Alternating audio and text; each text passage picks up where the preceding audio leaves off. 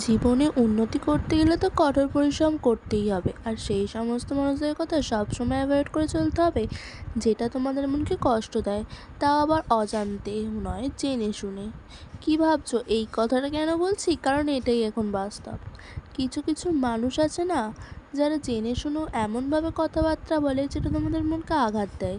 তার সত্ত্বেও তারা এমন ভাব দেখায় যে যেন তারা কিছু জানেই না। ছাড়ো, বাদ দাও। আর এখানে দেখো, তোমাদের সাথে গল্প করতে করতে আমার ঘর গোছানোও হয়ে গেল প্রায় কমপ্লিট।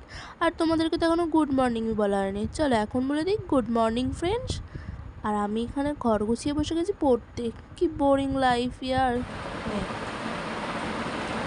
এখন পড়ে টড়ে উঠলাম আর দেখলাম বেলা 12টা বেজে গেছে, তাই আমার পেয়ে গেছে বড্ড খিদে, তাই আমি খেতে যাই আর তোমরা আমার ব্লগটা দেখতে থাকো। যাও পাখি বলো, হাওয়া ছলো ছলো, ছায়া জানলার কাজ। দেখো, এটা আমাদের বাড়ির ভদ্র মহিলা, যাকে সব সময়তে আদর করতে হয়। পড়েছে মেনি, আয় আয় আয় আয় বলে লেজটা কেমন হচ্ছে many many many many many আয় আয় আয় আয় আয়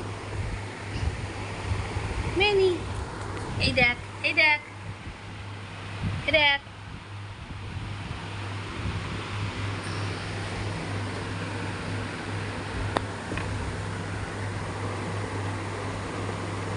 মেনি, তুই খেলা করছিস? এই মেনি, এই দেখ, আয় হাই করে দেবে নি? হাই। আয়, তুই খেলছিস? মিনি লুকিয়ে লুকিয়ে কি করছে রে? এই মিনি,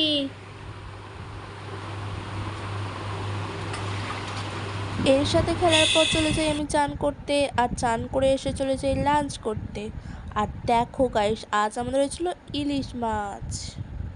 তারপর বিকালবেলা ভাবলাম কিছু একটা বানানো যাক, কিন্তু কিছু ভেবে না পাওয়াতে আমি ভাবতেই থাকি। তারপরে দীর্ঘ খোঁজাখুঁজির পর ফিরে পেলাম ডিম। আর কি ভাবছো, ডিম দেখিয়ে তারপর আবার বিস্কুটের টিপে দেখাচ্ছি কেন? সেটার কারণ হচ্ছে এই রেসিপিটা। চলো আজকের ব্লগটা এই পর্যন্ত। Tata, bye bye, Radhe Radhe.